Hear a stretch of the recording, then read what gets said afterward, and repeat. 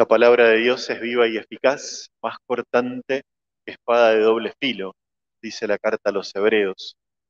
Y cuando escuchamos el Evangelio, lo que Jesús pide en el Evangelio, nos damos cuenta que así es la palabra y así es el Evangelio y así es la buena noticia.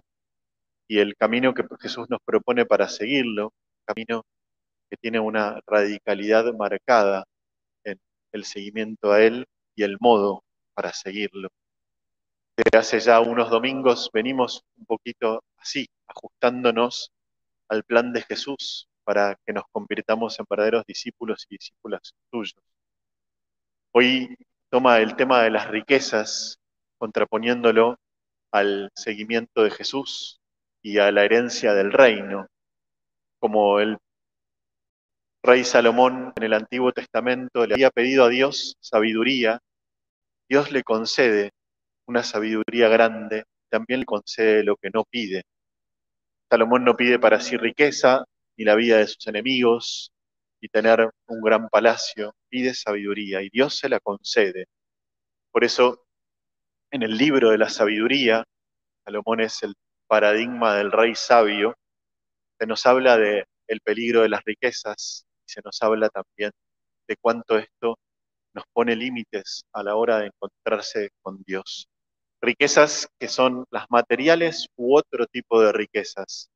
Hay inmensidad de riquezas que tenemos en nuestra vida y Jesús nos invita a poder reflexionar acerca de ello y a no dejarnos limitar, a no dejarnos conformar con quienes somos, con lo que tenemos, para poder entonces dar respuesta a lo que Jesús nos propone en el Evangelio.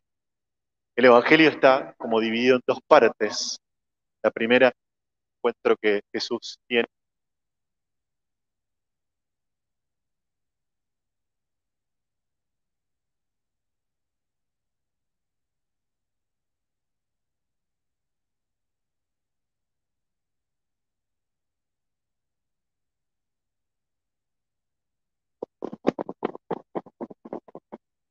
La primera parte es este encuentro que Jesús tiene con este joven hombre rico, y la segunda, como suele ocurrir en la intimidad con los discípulos, Jesús va como explicando su modo de actuar y de proceder. Un hombre que se acerca a él y muy desinteresadamente y muy desde el corazón le pregunta: Maestro bueno, ¿qué debo hacer para heredar la vida eterna?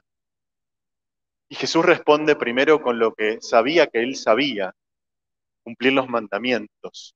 Pero en un segundo momento, cuando el hombre repregunta, Jesús lo invita a dar un paso más. Pero lo invita a dar un paso más previamente mirándolo con amor. Jesús lo miró con amor. Esa mirada de amor de Jesús es una mirada que traspasa el corazón, que sabe lo que va a pedir y sabe lo que somos capaces de hacer con aquello que nos pide. Jesús nunca nos va a pedir algo que no sepa que podemos hacer.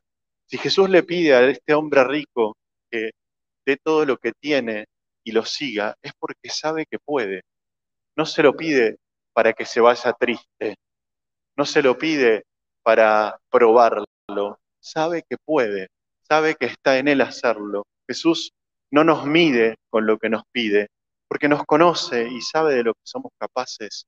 Y cuando tenemos la certeza de que Jesús nos está pidiendo algo, tenemos que tener la certeza que podemos hacer aquello que nos pide. No nos los va a pedir para que nos vayamos entristecidos, y si en todo caso nos vamos, es porque todavía nos falta discernimiento, es porque todavía nos falta crecer, pero a nosotros, no a lo que Jesús nos pide. A mí siempre me gusta pensar que en ese momento el hombre se fue entristecido y al tiempo volvió, después de reflexionar, después de pensar, después de volver a recordar esa mirada de amor que traspasa el corazón, pudo volver y hacer lo que Jesús le pedía. Jesús nos pide lo que podemos, no nos pide lo que no podemos. Jesús no quiere que nos vayamos entristecidos, quiere que volvamos y lo sigamos por el camino. Y en la segunda parte de la lectura del Evangelio, Jesús con los discípulos toma, aprovechando el encuentro con este hombre rico, el tema de las riquezas, y con una afirmación muy fuerte. Qué difícil es para un rico entrar en el reino de Dios. Qué difícil si el rico, si quienes somos ricos de una u otra manera, no ponemos por delante otras cosas, y las riquezas son en razón de fin y no en razón de medio. Nadie dice que tener riquezas esté mal, nadie dice eso, pero muchas veces ponemos los- las posesiones, las cosas que tenemos por delante de cosas más grandes y mayores. Entonces Jesús nos propone que todo eso tenga razón de medio y no de fin, que sepamos que eso no es ni nos define como personas, sino que es algo en todo caso circunstancial. La propuesta de Jesús que nos llama a dejar de lado las riquezas es una propuesta que busca que seamos libres y muchas veces lo que tenemos nos limita, muchas veces lo que tenemos paradójicamente nos quita libertad, libertad para actuar, libertad para relacionarnos y para tantas otras cosas. Por eso la propuesta de Jesús es a liberarnos, a dejarnos despojados y libres. Pensar cuáles son esas riquezas que tenemos, materiales y no materiales, que no nos dejan seguir a Jesús, que no nos dejan o nos limitan a la hora de vincularnos y relacionarnos con los demás.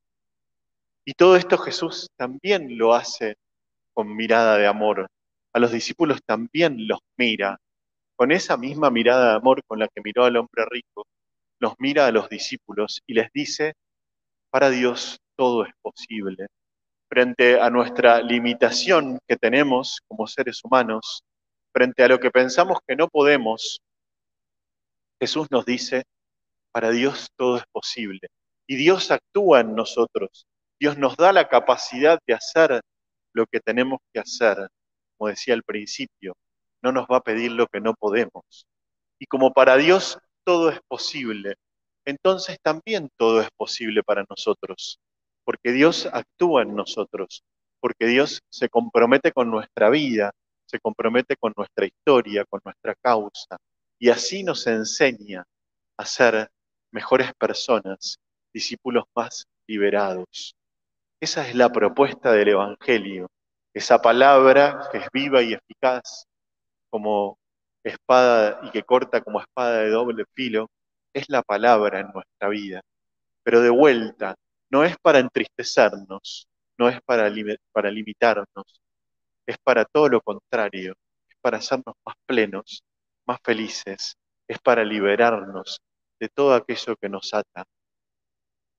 Pensemos entonces en nuestra vida cuáles son aquellas cosas que no nos dejan actuar con libertad, esas riquezas que tenemos, materiales y no materiales, que no nos dejan actuar con verdadera libertad para encontrarnos con Dios, con los demás.